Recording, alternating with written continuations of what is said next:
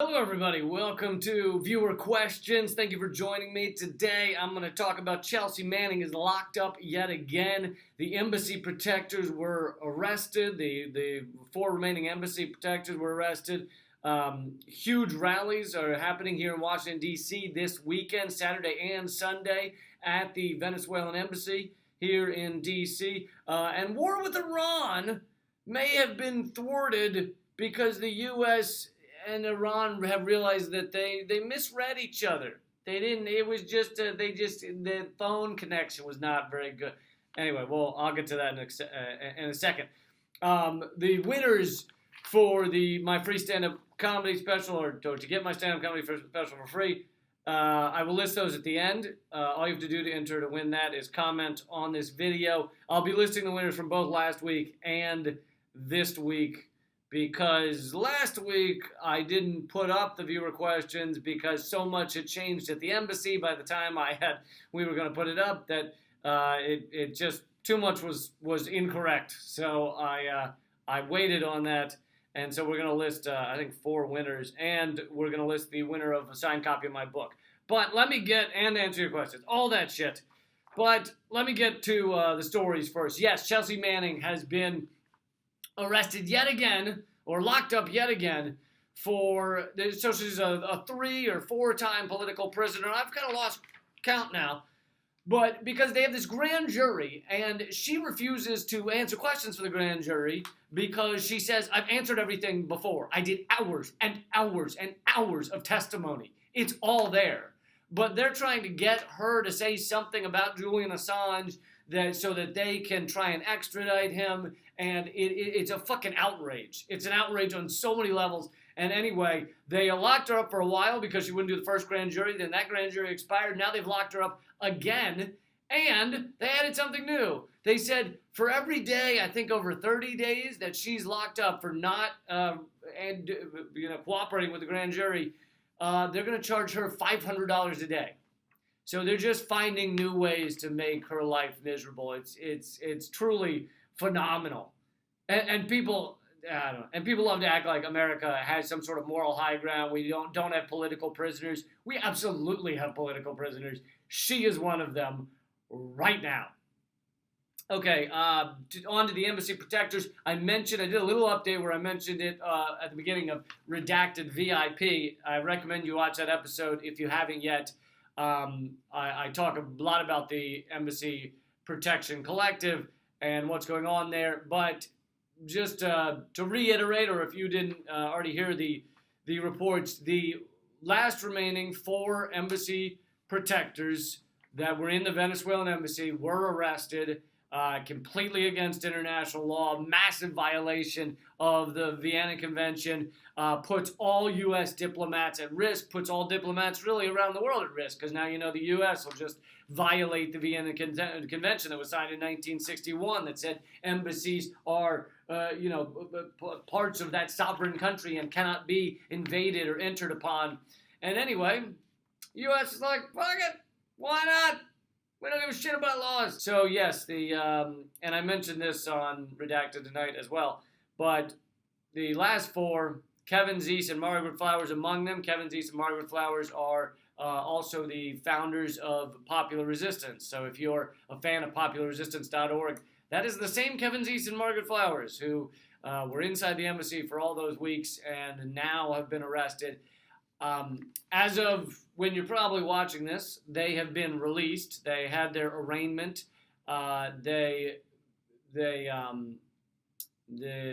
came with certain stipulations. They can't be near the Venezuelan embassy, or they gave them all these stipulations but what they can and can't do. The prosecution wanted to take their passports away. The judge said no. But that's just the arraignment. That's not the trial yet, if there ends up being a trial, which should be truly fascinating. But you have a situation where not even the judge understands what the fuck is going on with Venezuela and everything, nor do court-appointed attorneys.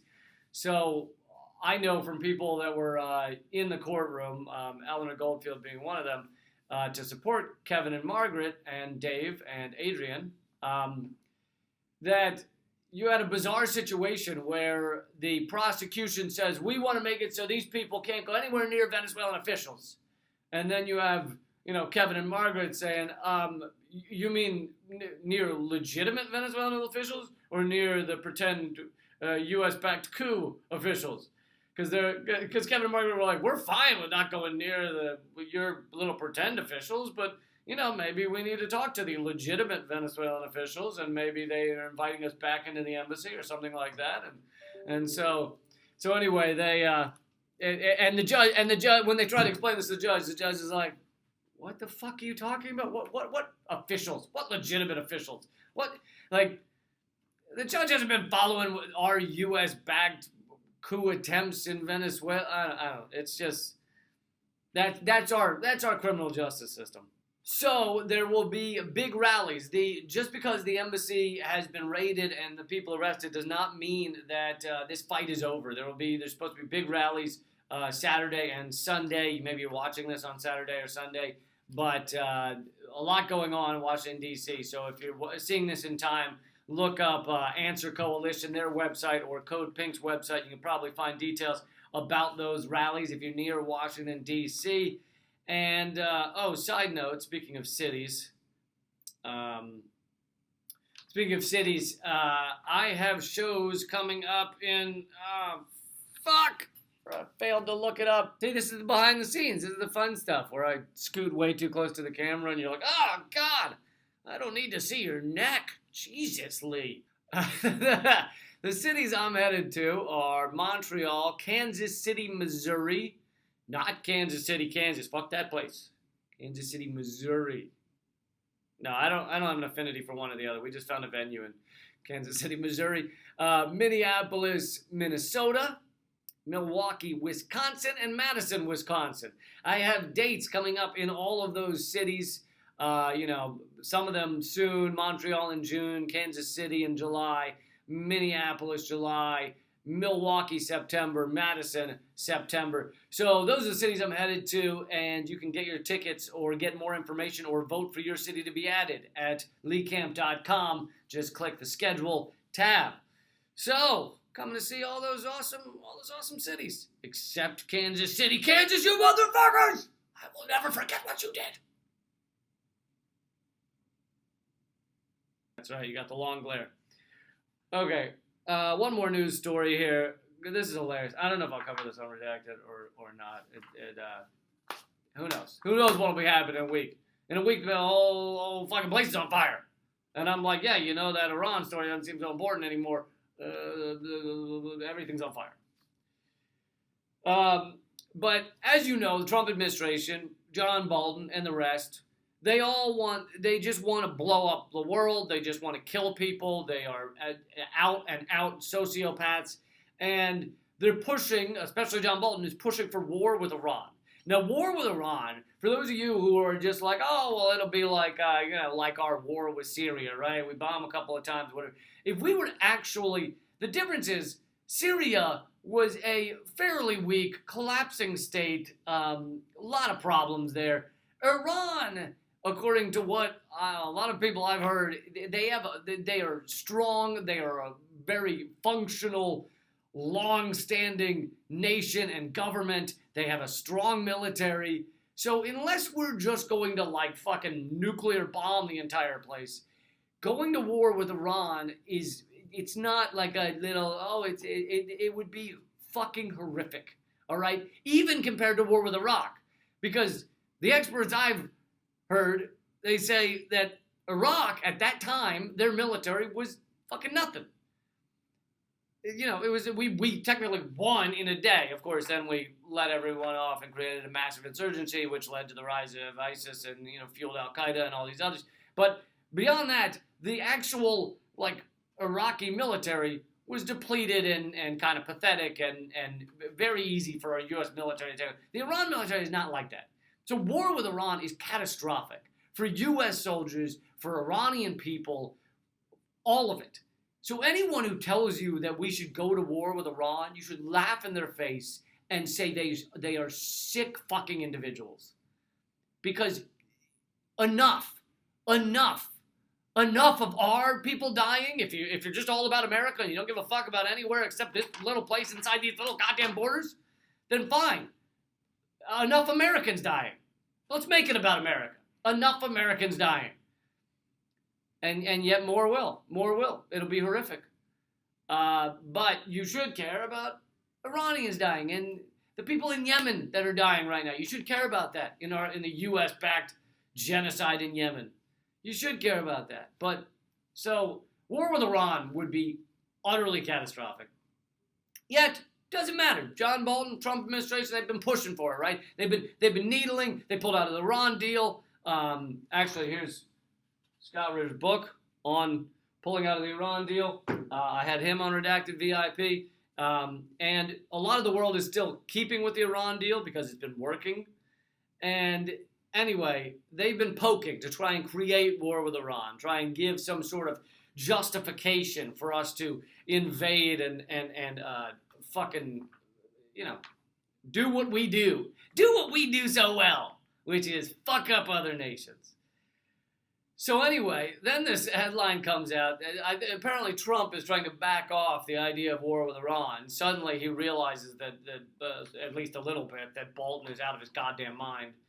And here's the Wall Street Journal, fucking neocon rag.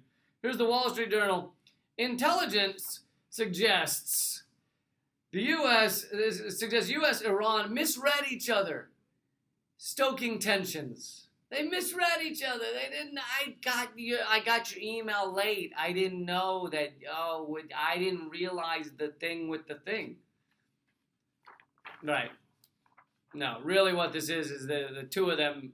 I mean, not the two of them. The Trump administration is trying to save face because someone in the Trump administration has talked some goddamn common sense into Donald Trump and said, "Let's not go to war with Iran." Anyway, it's fucking horrific and pathetic and I mean, these are war criminals dictating foreign policy. It's disgusting. It's disgusting. All right, let's answer some of your questions. Let's see. Daniel, 23, says, super scary that the average Joe or Jane has no idea about this. Lights. Am I not active enough to keep the lights on? Is that how fucking... How many times do I have to wave my arms for these sensor lights to realize I am a human being? I am someone. Do not turn off your lighting on me. Super scary that average Joe or Jane has no idea about this. And I think they're talking about the Embassy Collective and the fake coup in Venezuela and everything. And Craig Bartell says that is intentional. They always try to hide their crimes and persecute people who tell the truth about them committing crimes. Really shows their true colors. And yeah, it's like a lot of what is not realized by the American public is intentional. It is the best thing our propaganda does, our mainstream media propaganda, is just fill the airwaves with nonsense, so that the real stories, the stuff we should really care about, the climate change, the military-industrial complex, the runaway Wall Street, those things aren't really being talked about. And so that's by design, is don't talk about the real stuff. The Embassy Collective, barely any mainstream media coverage. One little hit piece in the Washington Post, a hit piece by Vice News, designed to make it seem like peace activists are, evil villains or whatever. But for the most part, there's almost no coverage because that's the best way to manipulate the American public. Just don't tell them it's happening, right? Luke Ives says Tulsi Gabbard said on Joe Rogan Experience that she would drop all charges against Assange and Manning, albeit Assange has other weasels in his crack ATM. I have no idea what that means. Is this like one of those slang terms that like the kids are using now? Man, I'll tell you about my crack ATM. My crack ATM be empty. I don't know why when I act like when I say the terms the kids use, I go back to some like Ebonics from the early 90s, but as if I'm 900 years old. I don't know what a crack ATM is. I don't know what other weasels means. I don't know if that means you're trying to say Assange is somehow a bad human being or something. But I think almost everything negative that's been said about Assange is bullshit propaganda.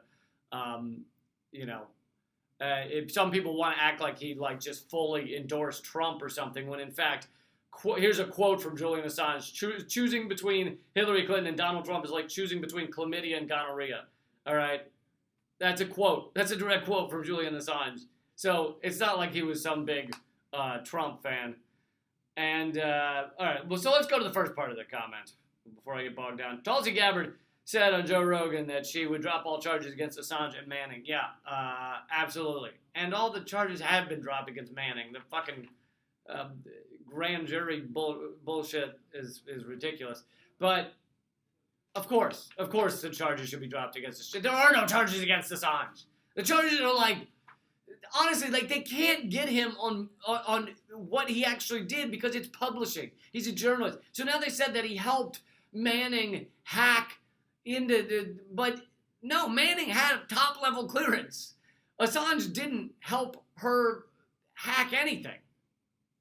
There was one point where someone that Chelsea Manning's not certain was Assange, but could have been Assange, tried to help her figure out how to create a profile so that it wouldn't look like she was the one, reading the files or something like that.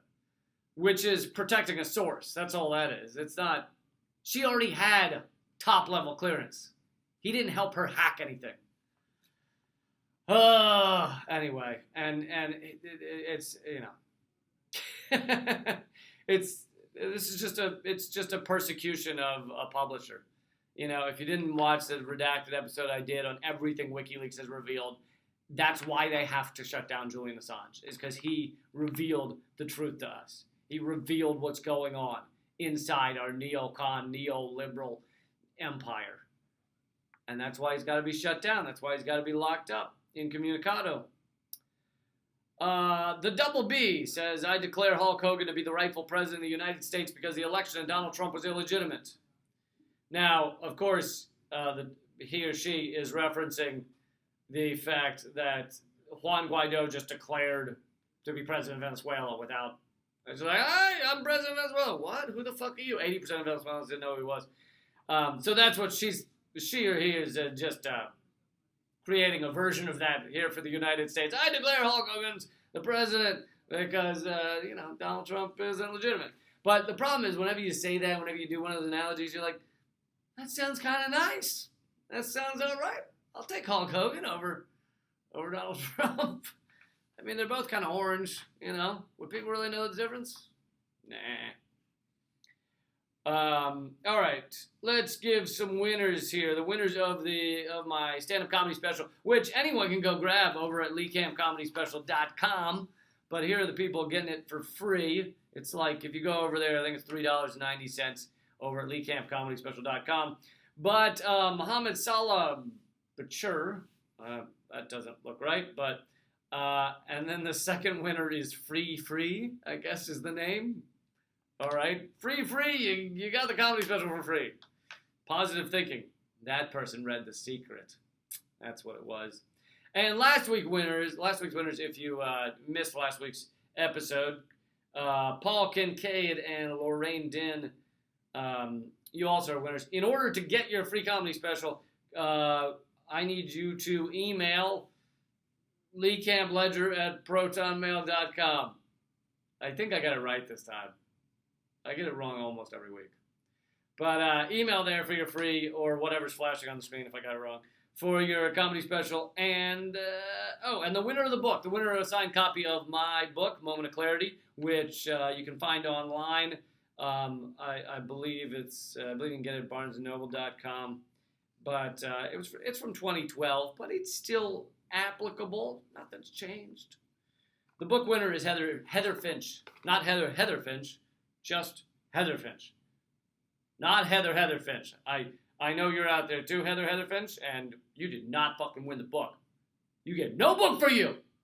But just straight Heather Finch, you got the book. All right. Email LeeCampLedger@ProtonMail.com. That's all I have. The cities I'm coming to: Montreal, Kansas City, Minneapolis, Milwaukee, Madison, and you can vote for your own towns over at leecamp.com/schedule. Keep fighting!